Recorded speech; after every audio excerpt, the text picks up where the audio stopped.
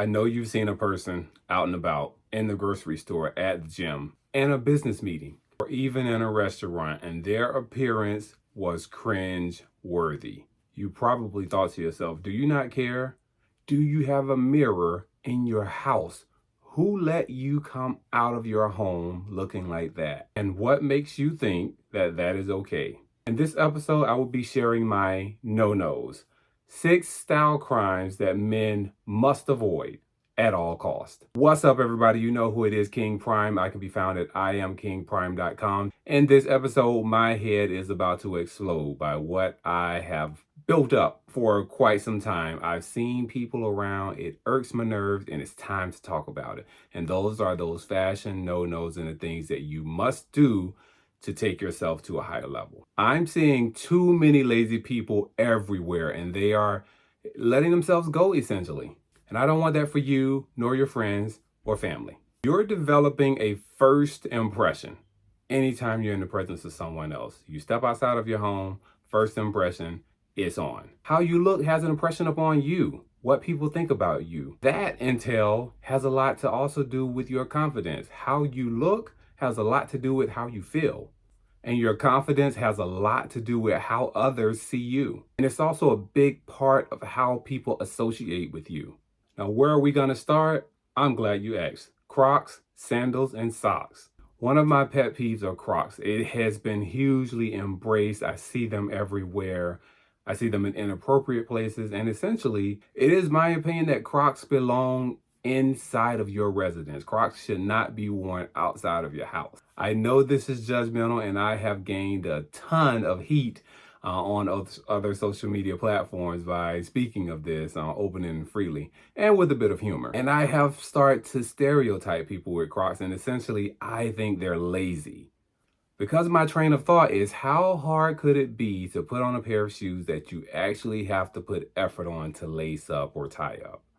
Now, as a man, what happens when you need to assist someone outside of your home? You need to lift something. You need to pick something up. You need to push something. There have been several cases where I've had to get out of my car and help a person push a car to the side of the road, help someone to change a tire, do something that requires me to be physical and take action while I'm out. Now, how the heck am I supposed to do that when I'm sitting here with slippers on my feet? There are gonna be times that you're gonna leave the house, you're gonna have to do something that you didn't plan on doing, and Crocs are just simply not going to do the job. You may say to yourself, I'm just going to the store. This is gonna be a short little drive and I'll be right back home.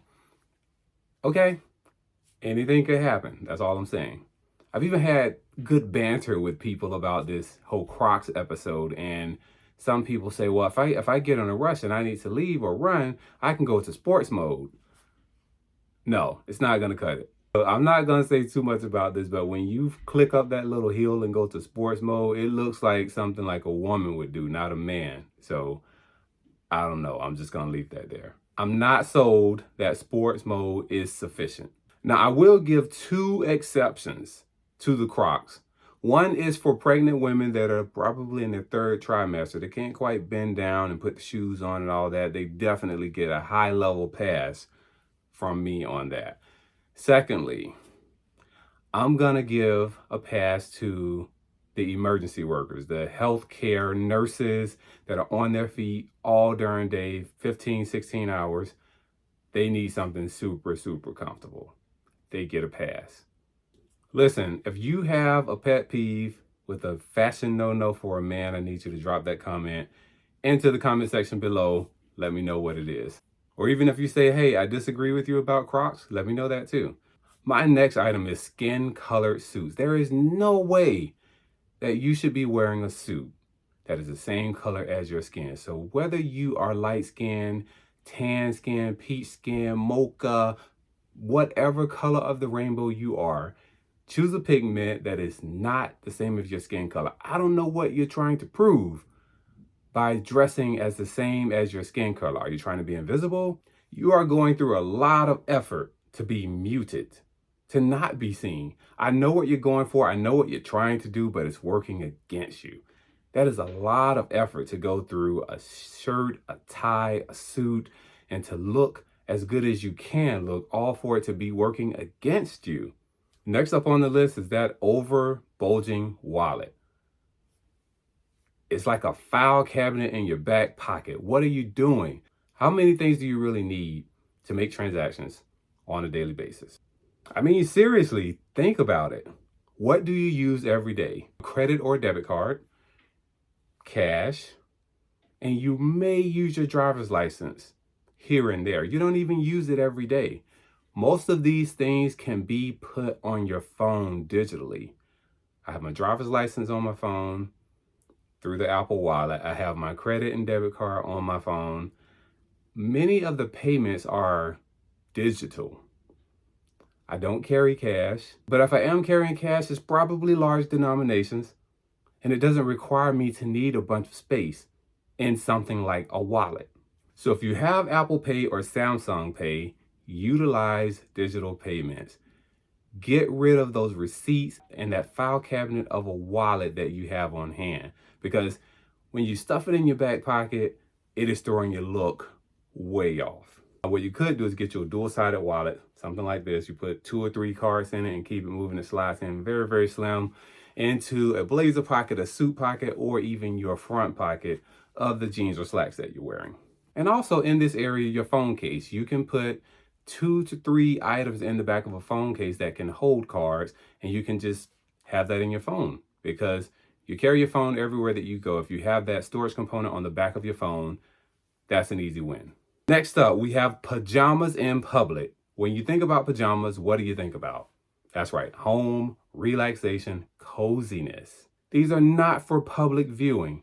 I just see us as a society getting lazier and lazier. And I'm speaking to my brothers here. Stop it. If you can be that lazy, guess what? People are gonna mirror and follow your laziness. Next up, we have same suit color and accessories. So first of all, congratulations on picking out a suit that is different than your skin color. But that does not give you the green light to match that suit from head to toe in the same color. That is highly distasteful. The goal here isn't to max out your matching of colors. So say you have a blue suit. Do not pair the blue suit with a blue shirt and a blue tie and like a blue set of cufflinks and maybe a blue bracelet. Oh, and definitely not blue socks either. If you're putting all these colors together, I think you're trying to be a pimp. But I don't think you want to be a pimp, but you look like a pimp. The goal here is complementary colors. So back to that blue suit, you want a white shirt and you want a yellow tie, an orange tie, something that pops, pink tie. All of those colors are very complementary. The only exception that you get with all of the same color when it comes to dressing in a suit is black. Next up is sunglasses indoors. Now, this is not you coming in out of the sun and just coming in and forgetting that they're on your face. This is you intentionally being in a building, keeping those glasses on your face, and having conversation with people. I don't know if you're aware of this, but this is highly inauthentic. There is no connection with a person if you cannot look them in the eye. And you're really not that cool that you need to have sunglasses on inside. Now, maybe you need to take ownership of your lack of sleep, your involvement in a little too much recreational drugs, or a little too much in recreational drinks. So if you're too tired, too hungover, or too high to function, then you need to work on that. You're not Ray Charles, and you're not Stevie Wonder. So take the glasses off. There are tons of no-nos that I can go over, but those are just a few that I wanted to put out here to you because these are some that I see a lot. And I didn't want to overwhelm you, but I do think that these need to be on your radar. So if I sparked an interest in something that I said, or if I offended you, and my mission is complete, that's where the change happens. If you don't have a mirror that you look in after you get dressed, I'm gonna need you to acquire one. Go to Walmart, go to Target, buy one that you can see yourself preferably from head to toe on, and start assessing yourself before you step out in public. Start caring a little bit more before you step out in front of people, because there's more at stake than what you really think. Minimize your wallet. Go through your wallet and take out the essentials and take with you on a daily basis only the things that you need. I am confident that everything that you need on a daily basis can fit right in a wallet of this size. Wherever you listen to this podcast, I would love it, love it, love it if you found any value in it to stop by and leave me a 5-star review. Pass it along to someone that you know needs the help and needs the support. I appreciate you as always, and let me give you a quote before I go. Things work in your favor when you dress favorably. That's a personal quote from King Prime. Follow me on YouTube using the @ King Prime. Also follow me on Instagram at im.kingprime. I appreciate you tuning in. I'll see you in the next episode. Until then, look your best, do your best, and be your best.